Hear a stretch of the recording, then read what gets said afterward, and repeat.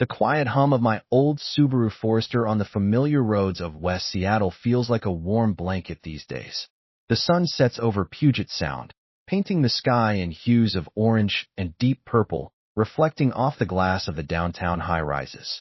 It's a view I appreciate now, truly appreciate, without the knot of anxiety that used to twist in my gut.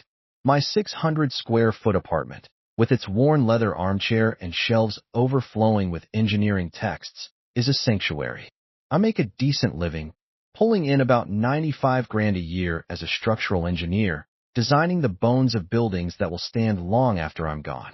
It's a good, solid life, far removed from the maelstrom that was the worst year of my life. That year almost broke me, shattered me into a million pieces I thought I'd never put back together. It stripped away my confidence, my peace, even my sense of who I was. Looking back, it feels like a nightmare I finally woke up from. But the scars, subtle as they are, remind me it was all too real. I met Clara Thorne at an industry seminar on sustainable architecture. She was the keynote speaker, a renowned architectural critic and consultant, all sharp angles and sharper wit. She held the room captive, her voice a low, melodic purr dissecting modern design with surgical precision. I was just Ethan Hayes, the guy who made sure those soaring glass towers didn't fall down. She found me afterward, by the coffee urn, where I was probably overthinking the structural integrity of the display table.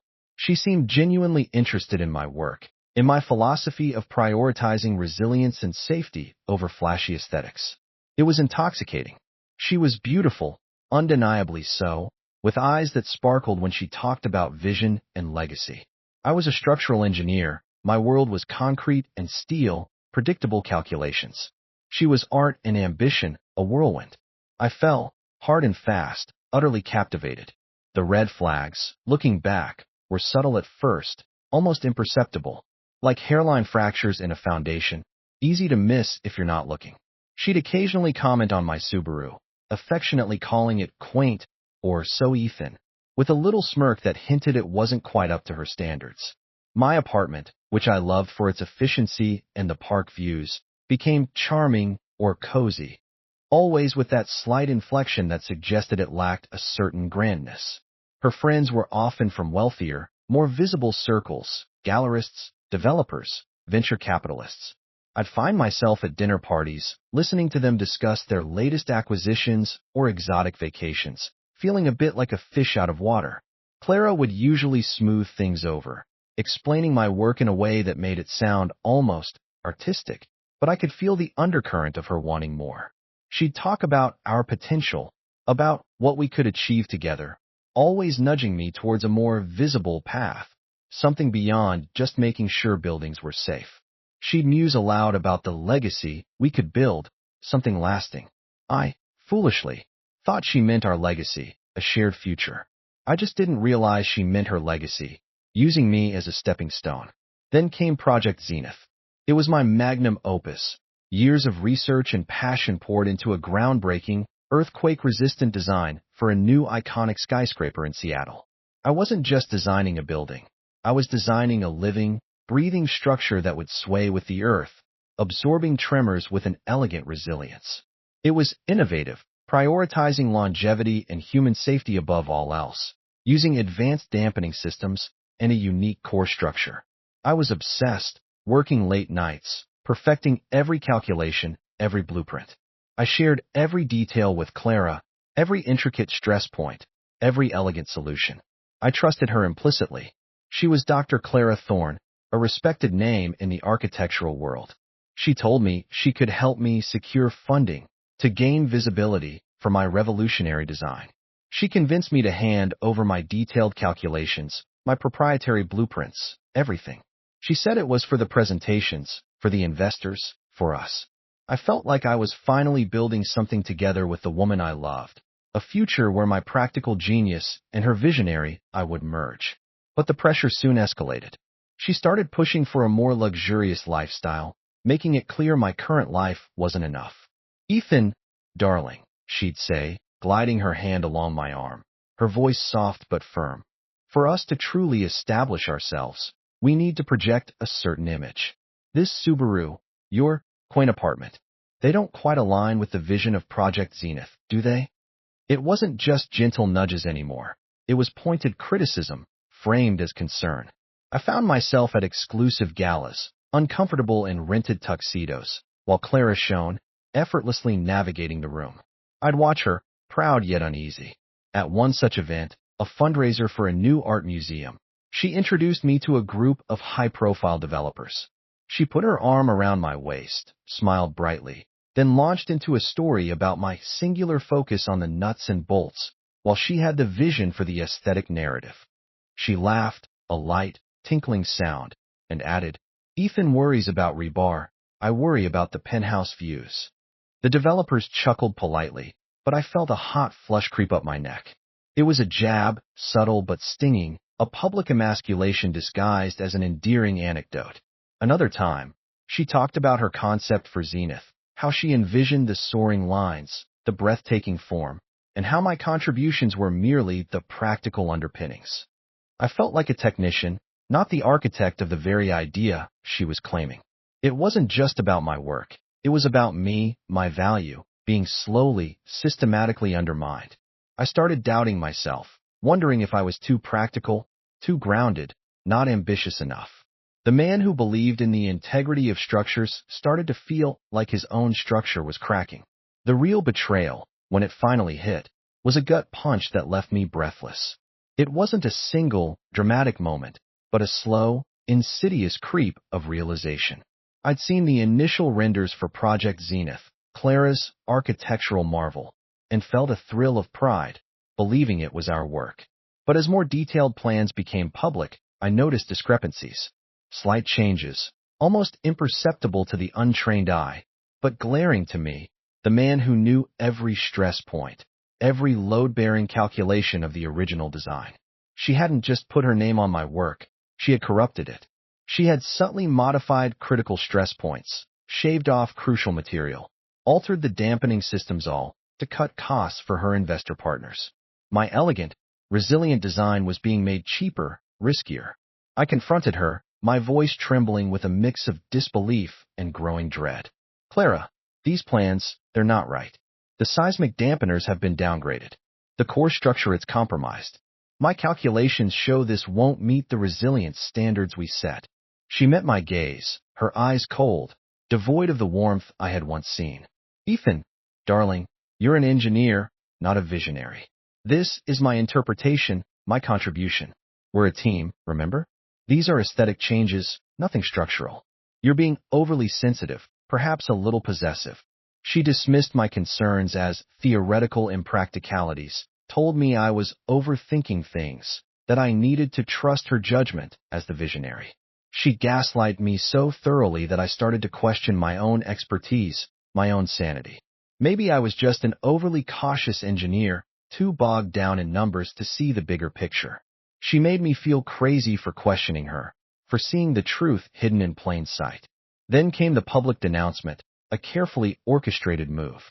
At a press conference announcing the final design of Project Zenith, Clara stood resplendent, basking in the glow of her supposed triumph.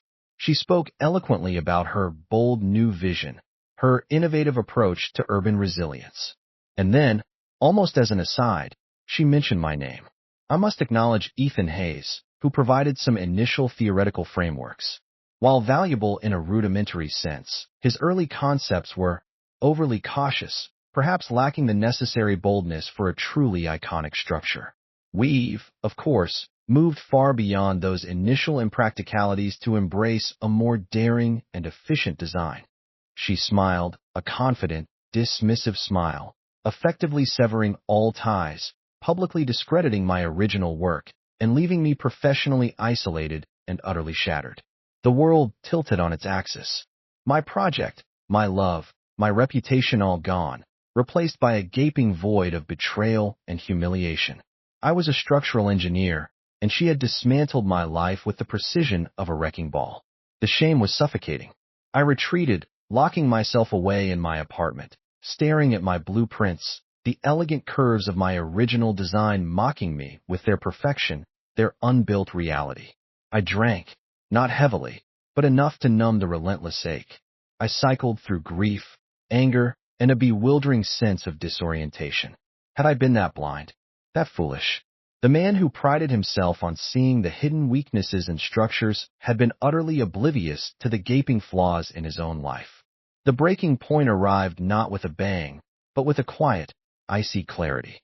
One morning, I woke up, the hangover dull, but the emotional pain sharper than ever. I looked at myself in the bathroom mirror, saw the hollow eyes, the defeated slump of my shoulders. And something inside me snapped. The victim mode I'd been stuck in for months drained away, replaced by a cold, precise anger. I was Ethan Hayes, a structural engineer. I solved problems. And Clara Thorne was a problem, a structural flaw that needed to be addressed. I started working, not on new designs, but on her fraud. My skills, once my weakness in her eyes, became my weapon. I knew my original designs intimately. I could practically feel the integrity of every beam, every joint. I knew where she would have cut corners, not randomly, but strategically, to maximize profit while minimizing visible changes. I dove into every publicly available document, building permits, environmental impact assessments, even early architectural renders and marketing materials for Project Zenith. I used my knowledge of structural acoustics, an area I'd specialized in for earthquake dampening. I cross-referenced stress models, reverse-engineered her likely modifications based on common cost-cutting practices, and overlaid them with my own pristine, uncompromised models. It wasn't easy. It was tedious, painstaking work, like sifting through debris after a collapse, searching for the telltale signs of failure. But slowly, meticulously, the undeniable truth emerged. I found the deviations, the specific points where my innovative harmonic dampeners had been replaced with cheaper, less effective versions. The exact places where my robust, earthquake-resistant core had been subtly thinned, its internal geometry compromised. I saw how my elegant solution, designed for resilience, had been made brittle, a ticking time bomb of potential instability under very specific, subtle conditions. The proof wasn't a smoking gun that screamed theft. It was 1,000 tiny, undeniable structural compromises that screamed fraud. It was enough. The anger solidified into a resolve that was as strong and unyielding as the concrete I designed. After discovering the full extent of her perfidy, I entered a brief, desolate period of emotional collapse.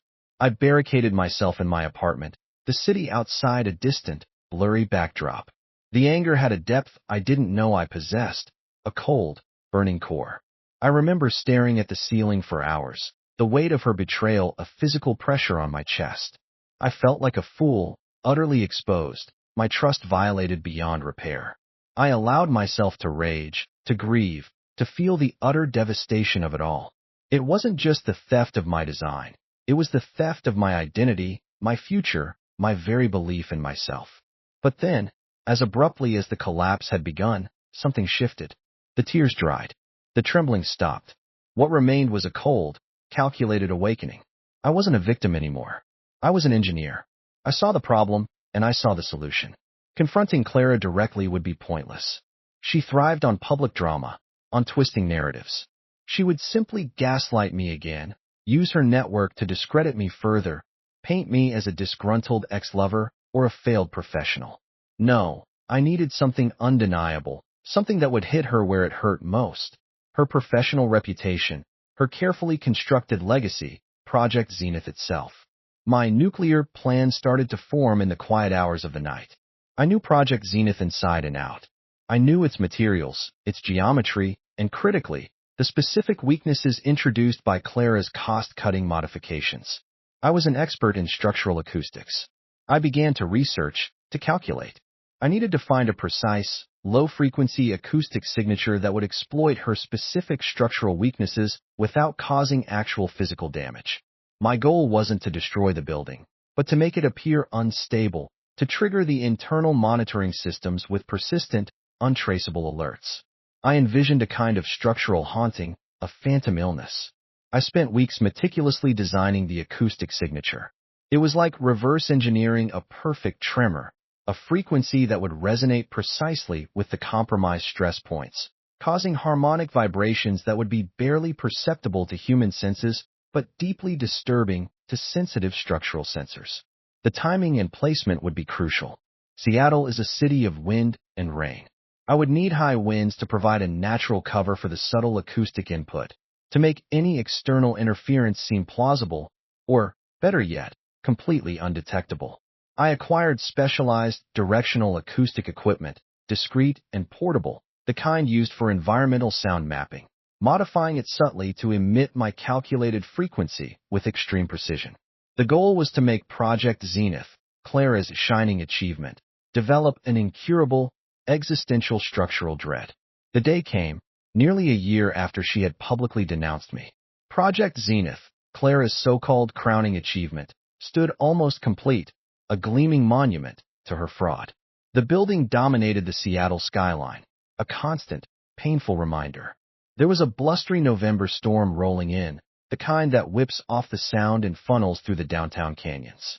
Perfect.